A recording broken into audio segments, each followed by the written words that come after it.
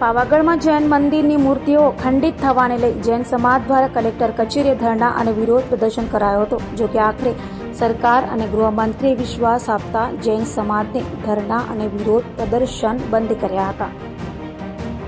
પાવાગઢ ખાતે જૈન મંદિરની મૂર્તિઓ ખંડિત થવાને લઈ સમગ્ર રાજ્યમાં જૈન સમાજમાં આક્રોશ જોવા મળ્યો હતો. સુરતમાં જૈન સમાજ દ્વારા કલેક્ટર કચેરીએ ધરણા અને વિરોધ પ્રદર્શન કરાયું હતું, ત્યારે જૈન સમાજનો વિરોધ અને ધરણાનો અંત આવ્યો હતો. સુરતમાં ધરણા અને વિરોધ કરી રહેલા જૈન સમાજના અગ્રણીઓ મૂર્તિઓ સહિતનાઓને સરકાર અને ગૃહમંત્રીએ કરેલા પ્રયાસોને લઈ વિશ્વાસ આવ્યો છે.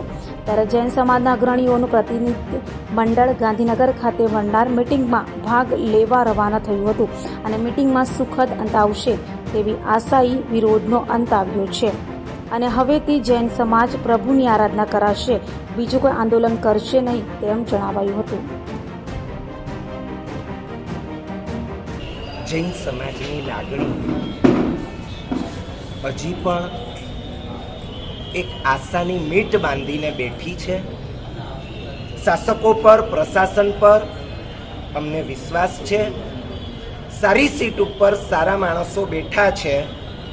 ગૃહમંત્રીશ્રી પણ ખૂબ જ પ્રયાસ કરી રહ્યા છે, લાગણીપૂર્વક પ્રયાસ કરી રહ્યા છે અને એમના પ્રયાસો જલ્દીથી સંપૂર્ણ સફળતાને આંબી શકે એવી આશા આજે અમે રાખીને બેઠા છીએ.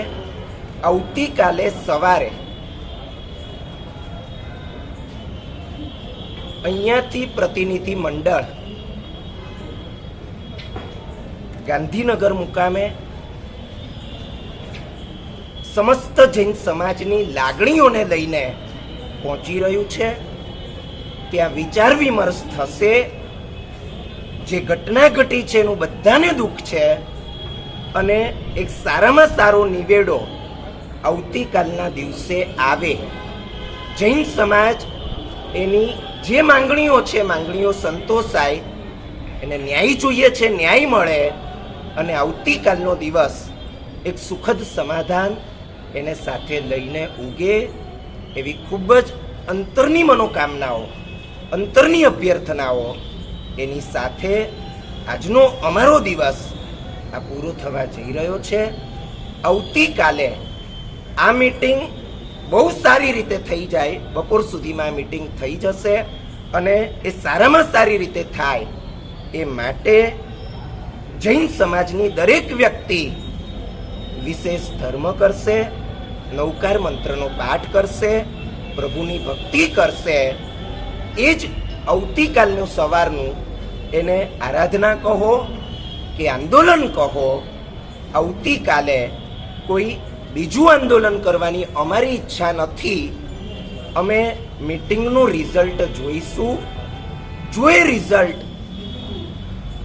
આનંદ મંગલમય છે, જો એ રિઝલ્ટ પોઝિટિવ છે, આવતીકાલે સાંજે સમસ્ત પ્રશાસન એમના માટેની એક અભિનંદન સભા થશે અને જો રિઝલ્ટ બરાબર નથી આવ્યું તો આંદોલન આગળ જારી રહેશે.